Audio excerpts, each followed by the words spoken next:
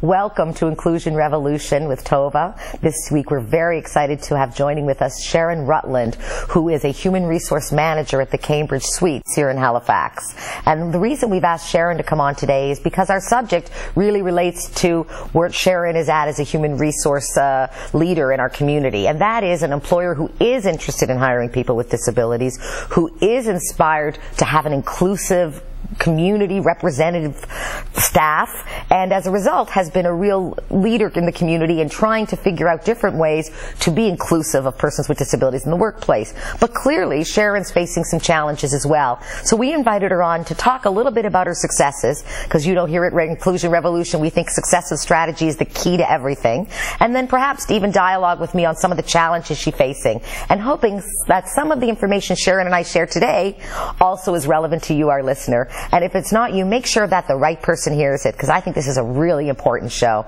So welcome, Sharon. Thank you. We're glad to have you always, as you know. You and I have done business before, and I've always been very impressed with the fact that the Cambridge Suites has shown an interest in hiring persons with all types of disabilities, depending on the opportunities and, of course, what's up. Now, I know in our recession today, the first thing we're all thinking is this worse or better? But it is my understanding there still is some hiring going on and opportunities available, and that the Cambridge Suites is definitely looking as one of many employers to integrate persons with disabilities. So tell me, how's it been going for you, or what have you been doing? Well, we really strive to have a diverse workforce and to have inclusion from, different cultures, people with disabilities. We've struggled some in the area of those with disabilities. We've had some successes. We've definitely had some challenges that didn't work out the way that we wanted them to. And therefore was thrilled when I first met you and realized the training that was available through Reachability, and of course we've utilized some of that already. So for us, we want to learn more. We really want to develop on it. The successes have been good. That has really been motivating for us. Looking at any that weren't as successful, we've learned from them very much.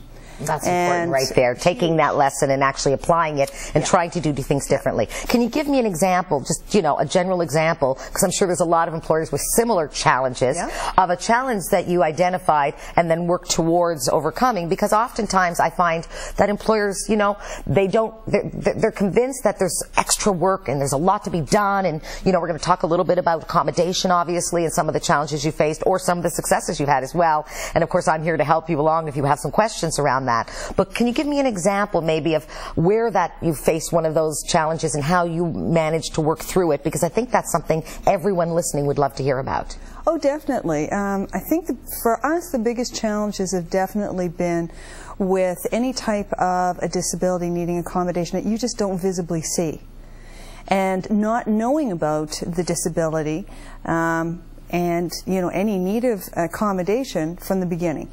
So they're not telling you, right? Not telling us, no. And that's a huge issue, and I need to stop you there, because I think I need to say to everybody that as much as we put the responsibility on employers and hirers to understand people with disabilities and to incorporate them, the person with disability entering that workforce also has a responsibility, certainly in my opinion, and I think you and I have discussed this, to first of all understand their disability, understand how it might get in the way of work so you can have a healthy dialogue, and ideally, in my opinion, to have some of that accommodation in place when you reach out to an employer. And there's a lot of ways of doing that through community agencies and supports, which you can hear more about through our website at inclusionrevolution.com. Please go ahead. Yeah.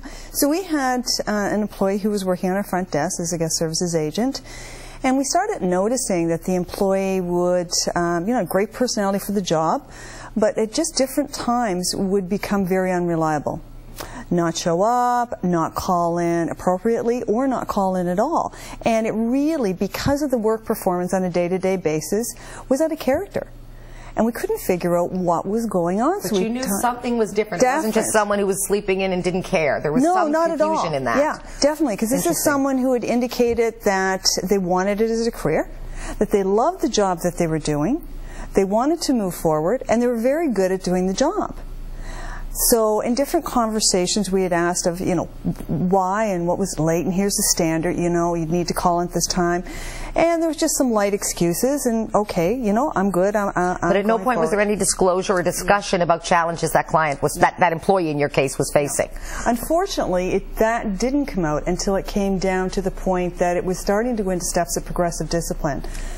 Because we had a real pattern happening. It was, you have a business to run. Getting more reoccurrent. We had tried coaching, we had retrained, and then it would be great for a while.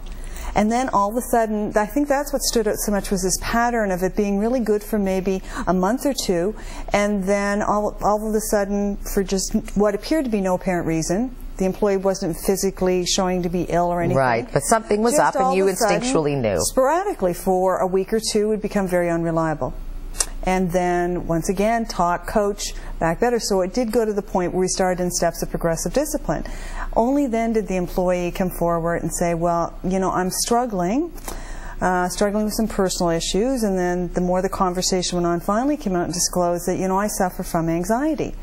Which is a form of mental health, and it's very serious and very debilitating, absolutely. And depression that went along with it. Mm-hmm. And this is what was happening. There were times, there were days for this employee when she got up that, you know, this would hit her. And she really was struggling trying to deal with it.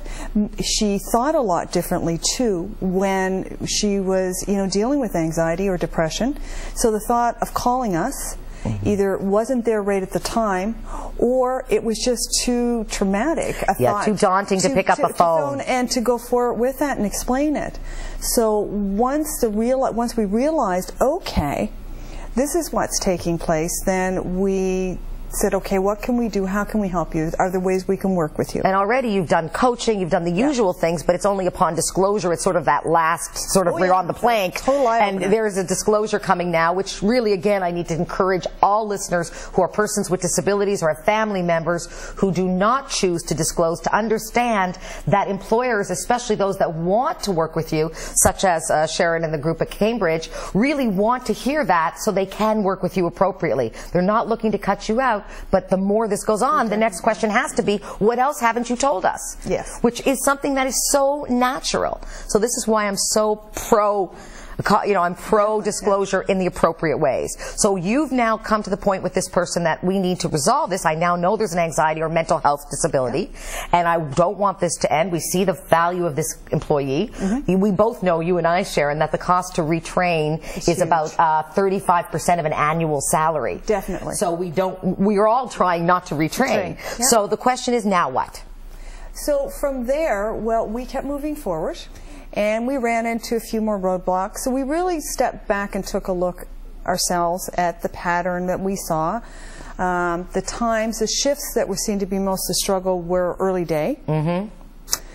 But yet the employee really, when we come back, suggests, okay, how about we can't put you on all evening shifts, but what if we tried to do that for the majority? So we did that for a bit. It was better. And they expressed that as being a way, because again, what you did that's really important is you consulted. Very often people will put in place accommodations that haven't actually been talked to with the person who's going to be receiving it. Yes. So that may seem obvious to you, but I need to say to everybody, it's not obvious to a lot of people. They come up with the accommodation, then they bring it to the person. When you and I both know, Sharon, that you've got to work with that person to integrate a successful accommodation. Oh, totally. So you're offering different shifts because you see mornings are tough. Yeah. We finally ended up, there was still some struggle, looked at it again, come back and said, do you want to try night audit?